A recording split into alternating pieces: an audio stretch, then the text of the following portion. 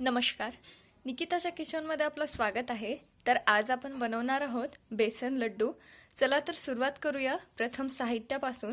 तर सर्वप्रथम लागणारे साहित्य म्हणजे बेसन, साखर, तूप, किसून घेतलेलं खोबरं आणि 2 ते 3 विलायची।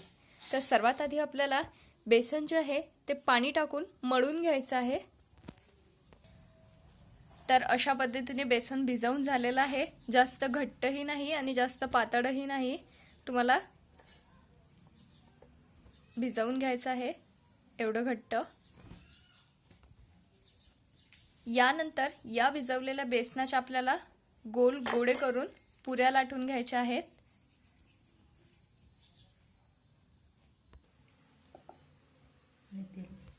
तर लाटून घेताना आपल्याला पुरीला थोडंसं तेल लावून घ्यायचं आहे, म्हणजे ती पोळपाटाला चिकटणार नाही।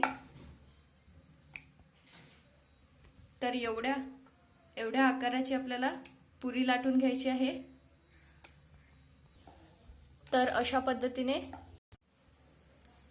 पद्धतीने सर्व पुऱ्या लाटून घेतलेल्या आहेत। यानंतर या पुऱ्या आपल्याला तळून घ्यायच्या आहेत। तर तेल तापून झालेलं आहे।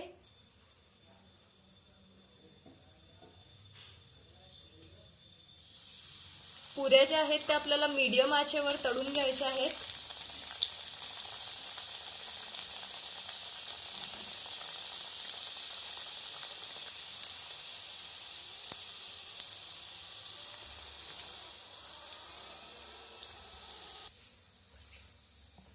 परतवून घ्यायचे आहे।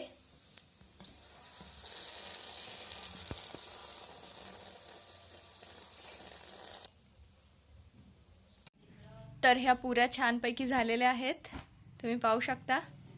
आता ह्या पुऱ्या आपल्याला मोडून मिक्सरमध्ये बारीक काढून घ्यायच्या आहेत।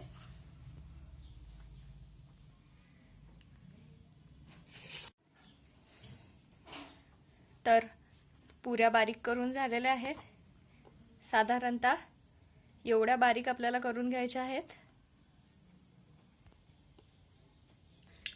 तर इकडे पाक सुद्धा तयार झालेला आहे।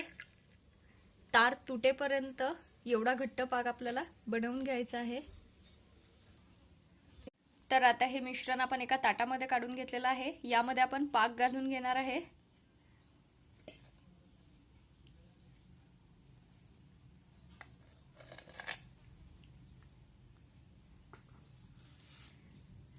व्यवस्थित एकत्रित करून घ्यायचं आहे।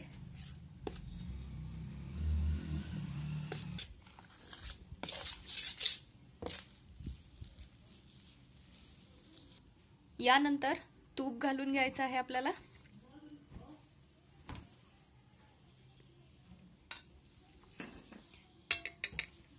यानंतर वेलची पूड आणि किसून घेतलेलं खोबरं घालून घ्यायचं आहे। व्यवस्थित एकत्रित करून घ्यायचं आहे।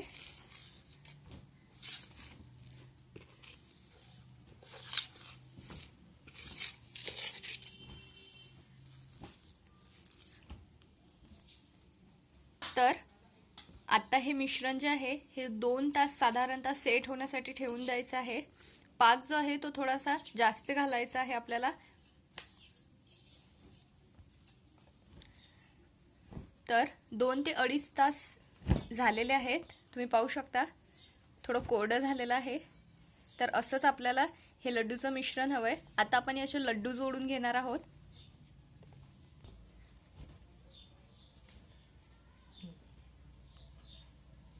अशा प्रकारे सगळे लड्डू आपल्याला जोडून घ्यायचे आहेत। तर तयार आहेत लड्डू, तुम्ही पाहू शकता। अशा पद्धतीने लड्डू बनवा, तुम्ही नक्की नेहमी बनवा, खूप छान लागतात चवीला।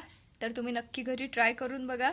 जर ही रेसिपी तुम्हाला आवडली असेल तर या व्हिडिओला लाईक करा, शेअर करा आणि सबस्क्राइब करा। चला तर पुन्हा भेटूया एका नवीन रेसिपी सोबत। धन्यवाद।